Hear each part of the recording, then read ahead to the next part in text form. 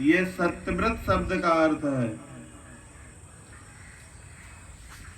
सत्यम परम, आपकी प्राप्ति का श्रेष्ठ साधन, जिनको प्राप्त करने का श्रेष्ठतम उपाय सत्य ही है।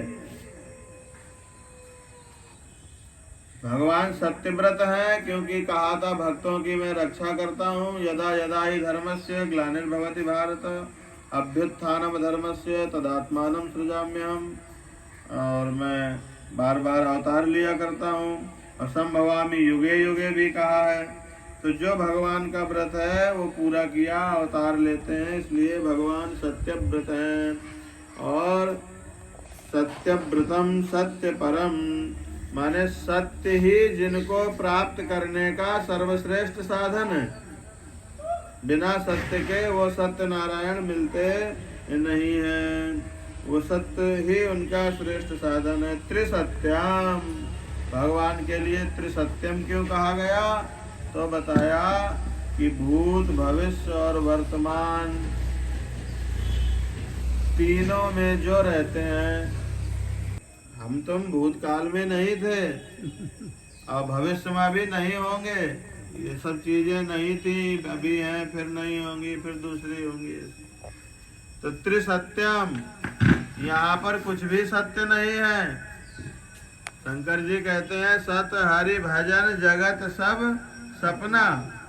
तो जहाँ सब कुछ असत्य है, ऐसे में जो हर समय एक जैसा रहता है।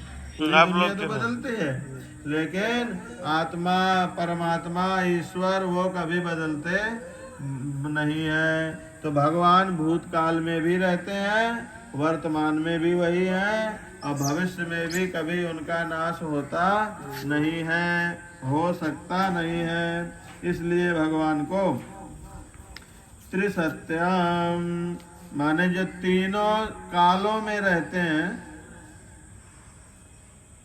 सृष्टि के पूर्व में और प्रलय के बाद भी भगवान अभिव्यतिरिक्त रूप से सदा बने रहते हैं।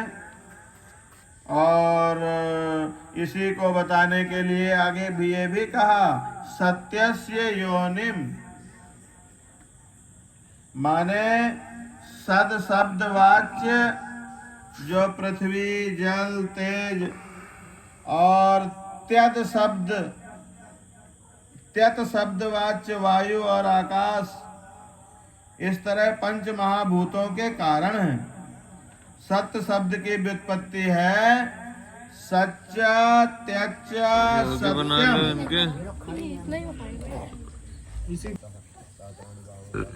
सत शब्देन पृथिव्यप तेजांसी, त्यत शब्देन वायु आकाशौ, एवं सच्चा त्यच्चा सत्वं भूत पंचकम तत्सत्यमित्याचक्षते तस्य योनिम कारणम अनेन पूर्वम वर्तमानोक्ता। ये जो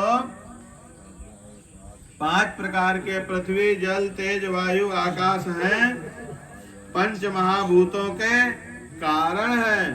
माने पृथ्वी की भी आत्मा वही है, जल की भी आत्मा वही है। पृथिव्यस्य प्राणो हमस्मि, आपस्य प्राणो हमस्मि, वायुस्य प्राणो हमस्मि, तेजस्य प्राणो हमस्मि, आकाशस्य प्राणो हमस्मि। तो वो सबका उत्पत्ति करता